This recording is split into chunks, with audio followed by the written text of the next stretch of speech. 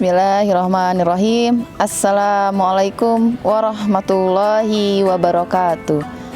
Teman-teman sekalian, muslimin dan muslimat yang saat ini berbahagia menjalankan ibadah puasa di bulan suci Ramadan.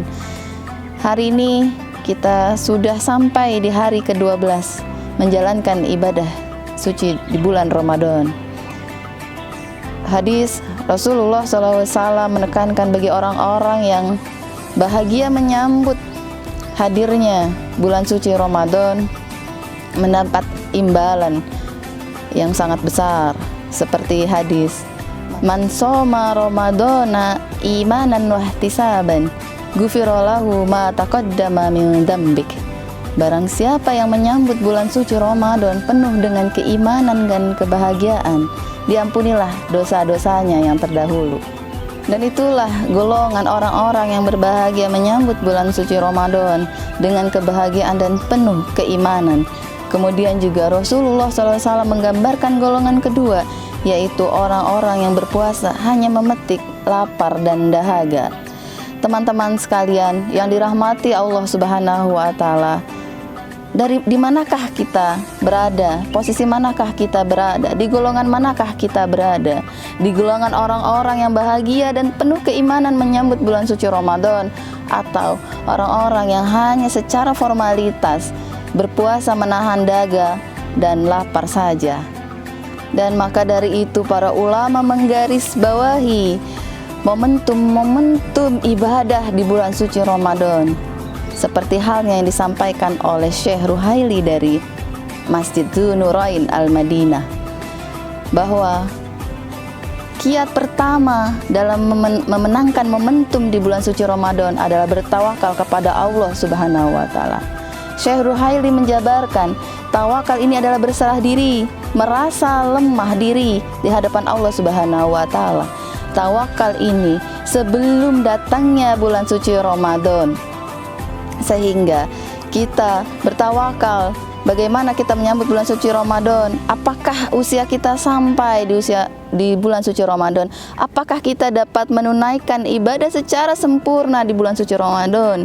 Apakah kita bisa melalui 30 hari lengkap di bulan suci Ramadan? Bukan karena kemampuan diri kita sendiri, tapi karena lillahi ta'ala, karena taufik dan hidayah semata-mata dari Allah Subhanahu wa Ta'ala. Kita meyakini bahwa ketidakmampuan diri kita dalam melaksanakan ibadah di bulan suci Ramadan karena manusia itu lemah, sehingga kita bertawakal yang menghantarkan kita sudah berada di titik ini, itu adalah taufik dari Allah Subhanahu wa Ta'ala. Kemudian juga Syekh Ruhaili juga menjabarkan kiat kedua, yaitu bertaubat sebelum, selama, dan setelah bulan suci Ramadan. Sebelum bulan suci Ramadan kita membersihkan diri, bertaubat semurni-murninya, taubat meninggalkan maksiat dan menjalankan kewajiban. Kemudian juga selama di bulan suci Ramadan kita bertaubat semurni-murninya taubat, dan setelah Ramadan kita tetap bertaubat, sehingga itu menjadi taubatan nasuha, taubatan semurni-murninya taubat.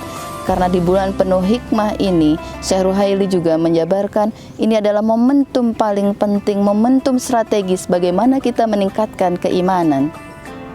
Kemudian kiat ketiga, teman-temanku sekalian yang dirahmati Allah Subhanahu wa Ta'ala, kiat ketiga yang disampaikan oleh Syekh Ruhaili adalah membentengi diri kita dari keutuhan pahala puasa. Kita selama puasa tidak hanya menahan lapar dan dahaga saja, tapi menjaga puasa kita dari hal-hal yang memperburuk puasa kita. Berdusta, bergunjing, itu adalah hal-hal yang senantiasa selalu ada di diri manusia, sehingga itu menjadi hal yang bisa memperburuk pahala puasa kita. Dan kewajiban kita momentum di bulan suci Ramadan ini adalah menjaga pahala kita, pahala puasa kita agar tetap utuh. Kemudian Syekh Ruhaili juga menjabarkan kiat momentum di bulan suci Ramadan, yaitu kiat keempat, memprioritaskan ibadah yang wajib, di mana ibadah wajib ini sangat dicintai oleh Allah Subhanahu wa Ta'ala.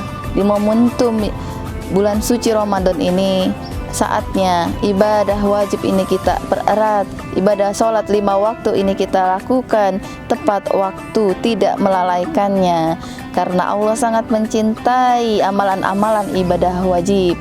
Miris rasanya kalau kita melihat sholat tarawih yang hukumnya sunnah ini menjadi prioritas namun tetap meninggalkan sholat wajib, itu sangat miris sekali.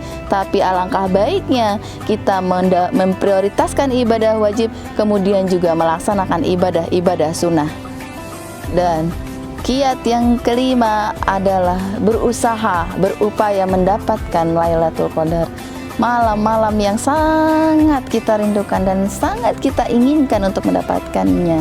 Malam 1000 bulan, malam yang penuh berkah, malam diturunkannya Al-Quran. Maka ini menjadi kiat yang strategis kita untuk memanfaatkan momentum bulan suci Ramadan. Bagaimana kita berkompetisi mendapatkan malam Lailatul Qadar, kompetisi dalam ibadah dan kebaikan.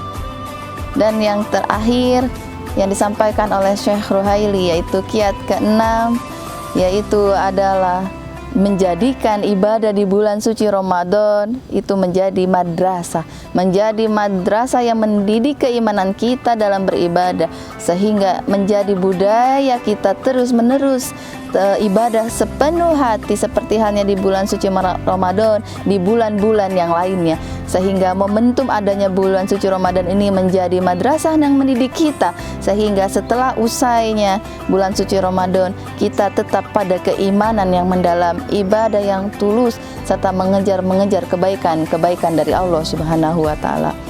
Dan itulah 6 kiat-kiat kita memanfaatkan momentum bulan suci Ramadan. Ini adalah refleksi bagi diri saya sendiri dan juga bagi diri kita semua. Marilah kita menjalankan ibadah sebaik-baiknya. Marilah kita merefleksi sebaik-baiknya diri kita. Marilah kita bertaubat sebaik-baiknya taubat. Dan terakhir, selamat menjalankan ibadah puasa. Semoga Allah memberkahi kita semua. Assalamualaikum warahmatullahi wabarakatuh.